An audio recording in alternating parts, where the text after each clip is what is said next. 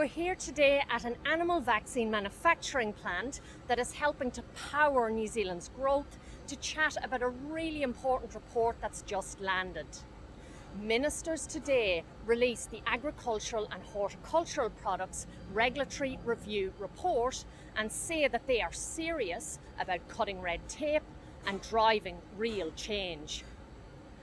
At first read, this report confirms everything we have been saying about just how hard it is to bring innovation here. Eye-watering delays in product approvals and the significant costs associated with those delays.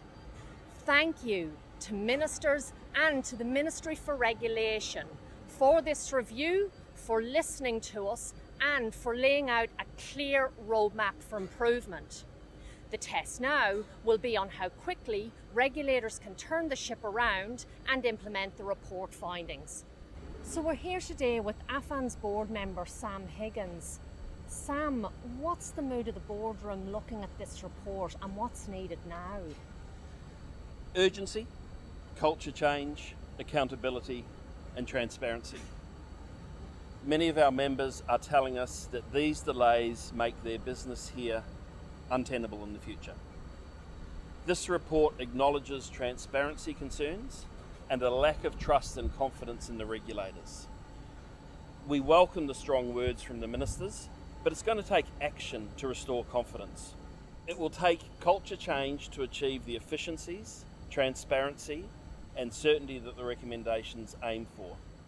Many of us are asking whether the same regulators who have overseen the growth of the backlog are going to be able to fix it. While it's fair to give them a chance to prove themselves, further delays are a big ask for our members. So we eagerly await to see their targets in the implementation plan, hopefully by our conference in June. For our businesses, the reality is clear.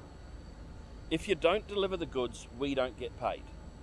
So if we're not seeing urgency and a real effort to talk to us at a strategic and governance level, then we'll be questioning whether the idea of one regulator needs to be back on the table. Thanks, Sam. Our leadership forum in June will be a really great opportunity to pick that up further. Thanks, Liz.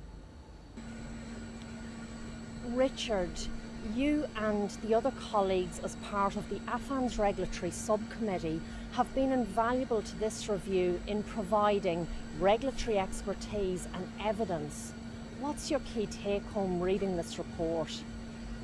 Yeah, I guess we're really happy to see that the Minister's going to be asking our regulators to set specific and clear ambitious targets about application processing. For us, fixing this application backlog has to be priority number one.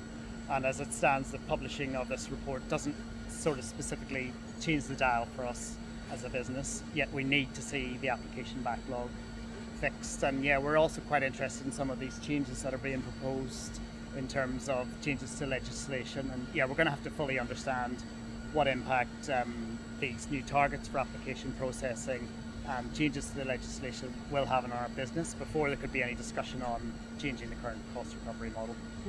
Yeah, thanks, Richard.